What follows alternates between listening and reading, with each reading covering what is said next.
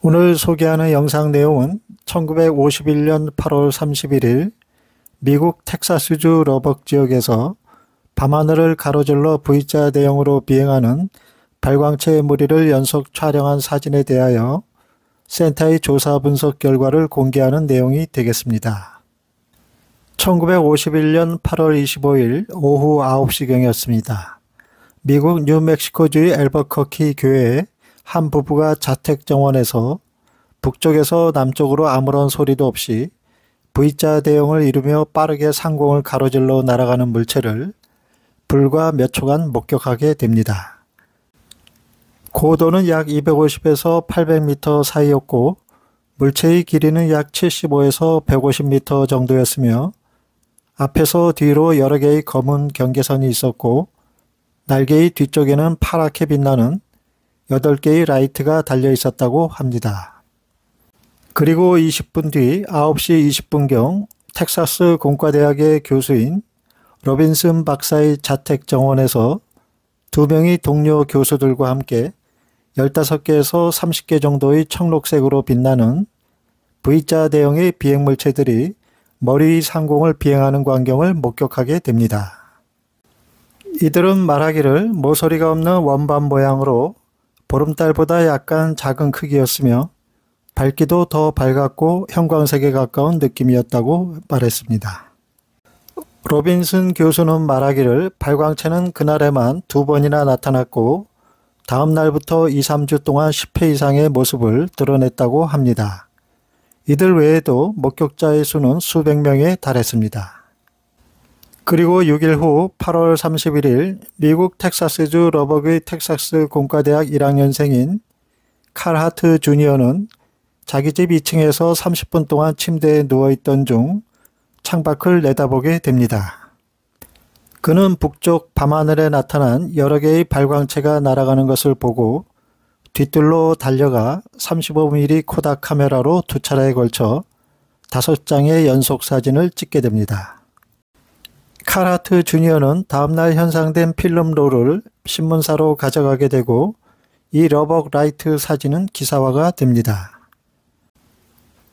9월 5일 텍사스 공과대학의 교수 3명이 또 다른 교수 1명과 함께 또다시 비행물체를 목격하게 됩니다. 청록색 빛을 띤 물체들이 반타원형으로 편대를 이루며 고도 600m 상공에서 시속 970km로 날아가는 것을 목격했다고 증언합니다. 그런 뒤 미 공군의 프로젝트 블루북은 러벅 라이트 사진에 대한 발광체의 정체와 사진의 사실 여부에 대해 조사에 착수하게 됩니다. 그 결과 1951년 말에 미 공군의 발표는 하얀 가슴을 가진 물대새가 비행할 때 빛의 반사로 인한 것이다 라는 결론을 내립니다. 여기서 빛의 반사란 지상의 수은전기 가로등에서 나오는 빛의 반사를 말합니다. 러벅 라이트를 조사하는 동안 수석 조사관인 에드워드 루펠트 미 공군 대위는 러벅 주변의 여러 사람이 날아다니는 날개가 도시 위로 이동하는 것을 보았다고 주장하는 사실도 알게 됩니다. 목격자 중에는 더커 박사의 아내가 있었는데 1951년 8월에 거대하고 소리도 없이 나는 날개가 자신의 집 위로 지나가는 것을 목격했다고 보고했습니다. 루펠트 대위는 미 공군이 플라잉 윙, 제트 폭격기를 보유하고 있다는 것을 알고 있으며 목격자 중 일부는 이 폭격기에 의해 발생했다고 생각합니다. 그러나 머리 위로 지나갈 때 소리가 나지 않은 이유를 설명할 수는 없었습니다. 생물학자인 제임스 세실 크로스는 러벅 라이트의 사진을 현미경으로 관찰하고 나서 새에 대한 설명을 배제했습니다.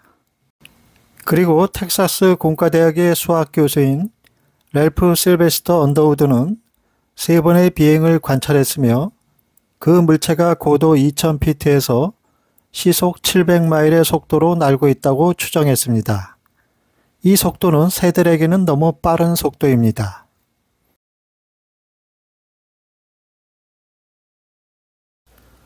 센터는 칼 하트 주니어가 찍은 4장의 사진들을 살펴보면서 해당 발광체에 대한 미 공군이 내린 새떼라는 결론이 틀렸음을 입증하는 4가지 중요한 단서를 추출할 수 있었습니다. 첫 번째 단서는 광원의 밝기입니다. 각각의 피사체의 광원이 매우 밝게 찍혀 있다는 것을 볼 때 이것은 외부로부터 빛반사된 광원이 아닌 자체적인 발광이 발생한 것이라는 점을 시사합니다. 만약 새떼가 V자 대형을 이루며 저고도 또는 촬영자로부터 가까운 거리에서 날아가는 상황이라면 새 날개의 움직임과 촬영 각도에 따라 반사된 빛의 음영 효과가 달리 나타나게 되고 새의 모양이 찍히게 됩니다. 반대로 촬영자로부터 먼 거리를 알고 있는 새떼라면 빛 반사가 아주 미약하게 일어나 사진에는 매우 어둡고 흐릿한 분간할 수 없는 이미지로 나타날 것입니다. 반면 러벅 라이트는 일정한 광도를 갖는 전체적인 발광 현상이 일어남에 따라 음영의 차이를 전혀 발견할 수 없었으며 따라서 새떼라는 가정은 설득력을 갖지 못합니다. 두 번째 단서는 광원의 모양입니다. 사진에 찍힌 광원의 모양은 좌우 대칭의 타원형 구조를 보이지만 새의 경우에는 수평으로 날개짓하며 날아갈 때 몸체의 상하 움직임과 날개짓으로 인해 좌우 비대칭형으로 찍히게 되며 먼 거리상에서 날고 있지 않는 한 이처럼 뚜렷한 타원형의 형태로 사진에 찍힐 수가 없습니다. 세 번째 단서는 광원의 크기입니다. 카라트의 사진에 찍힌 18개의 광원은 그 크기가 제각기 다르다는 점입니다. 이것은 광원이 각각 별개의 독립체일 가능성이 높음을 나타냅니다. 만약 새떼라면 물체의 지름이 이처럼 두드러진 차이를 보이지 않게 됩니다. 네 번째 단서는 광원의 비행 패턴입니다. 시간 간격을 두고 찍은 사진임에도 불구하고 발광 비행 물체들은 역 V자형 편대의 비행 장면을 보여주고 있습니다. 새떼의 경우 20초 이상 같은 대형을 유지하며 날지 않습니다. 그리고 4장의 사진에서 좌우측 배열된 광원의 사이각은 모두 동일한 118도로 측정되었습니다. 이 점은 새떼가 날아갈 때의 패턴과 전혀 다른 정형화된 비행 패턴입니다. 센터는 국내에서도 러벅 발광체 목격과 유사한 V자 대형을 이루며 날아가는 타원형 발광체의 목격 제보를 받은 적이 있었습니다. 2016년 5월 20일 밤 9시경이었습니다. 제보자는 수원시 권성구 세류 3동에서 친구와 함께 저녁을 한 후 집으로 가기 위해 함께 길을 걷던 중 갑자기 옆에 있는 친구로부터 저기 하늘 좀 봐라 라는 말을 듣게 되었습니다. 순간 제보자는 고개를 들어 하늘을 쳐다보게 되었습니다.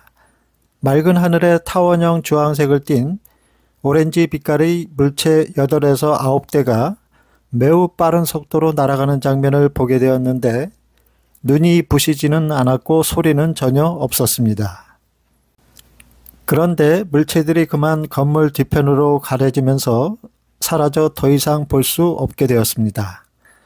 불과 3초 정도의 짧은 시간이었지만 물체의 크기와 둥근 윤곽을 선명하게 볼 수 있을 만큼 고도가 매우 낮았다고 합니다. 따라서 센터에서는 러벅 라이트의 원판 필름과 사진을 직접 확인할 수 없었으나 그동안 센터에 보고된 제보 사례 및 축적된 분석 경험을 바탕으로 최종 칼 하트가 찍은 발광호는 새떼가 아닌 독립적 개체가 일관된 정렬 편대를 이루어 날아가는 미확인 비행물체로 잠정 결론을 내립니다. 시청해 주신 모든 분들께 진심으로 감사드립니다.